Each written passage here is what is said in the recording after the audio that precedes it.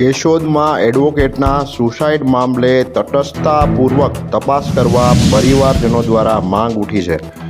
Advocate દિવ્યેશભાઈના પરિવારજનો અને સમાજના લોકોએ કેશોદ પોલીસને આ મામલે રજૂઆત કરી અને ન્યાયની માંગ કરી છે. પિતાએ પણ દિવ્યેશભાઈના સસરા પક્ષના લોકો સામે ટોર્ચરિંગ કર્યા અંગેના આક્ષેપો પણ કર્યા હતા. કોઈપણ અગમ્ય કારણોસર આપઘાત કરી લીધો હતો અને તેની સુસાઇડ નોટ સિક્કો મારેલી હાલતમાં પોલીસને મળી આવી હતી. જવાનું હતું જજની પરીક્ષા દેવા. એમાં એ છોકરીએ કીધું હું 2 દી મારા મમ્મીને ઘેરે રોકાવી આવું. તો મારા છોકરાએ કીધું વાંધો નહીં, કે મારા મમ્મીને મજા નથી. અમે કીધું વાંધો નહીં, રોકાવીએ, કે હું સોમવારે આવીશ. સોમવારે આવી નહીં અને પાછું મારો છોકરો એને કહેવા ગયો કે આવું, તો એ કે નહીં મમ્મીને મજા નથી, હું ગુરુવારે આવીશ. ગુરુવારે એ તેડવા ગયો, આવી નહીં.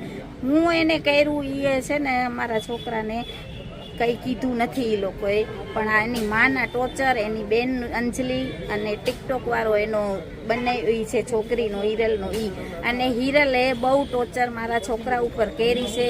અને એમાં એ સુસાઇડ નોટ અહીંયા પોલીસ ચોકીમાં આવી છે, પણ અમને પોલીસે જાણ નથી કરી. અમારી માંગણી છે કે મારા છોકરાને ન્યાય આપો. આ વકીલ જેવા એડવોકેટ ઓલ ઇન્ડિયા વાળા વકીલ એટલા ભણેલા કરેલા, એને ન્યાય ન મળે તો આ બધું શું કામનું છે.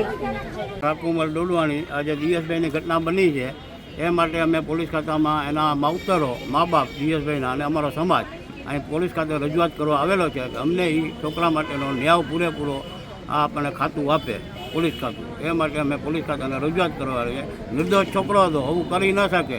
આ પણ એને શું ટોર્ચર છે, શું દબાણ છે એ અમને કોઈ જાતની ખબર નથી. એની ખાતાને પૂરેપૂરી તપાસ કરી અને અમને જાણ કરે અને એનો ન્યાય અમને પોલીસ ખાતું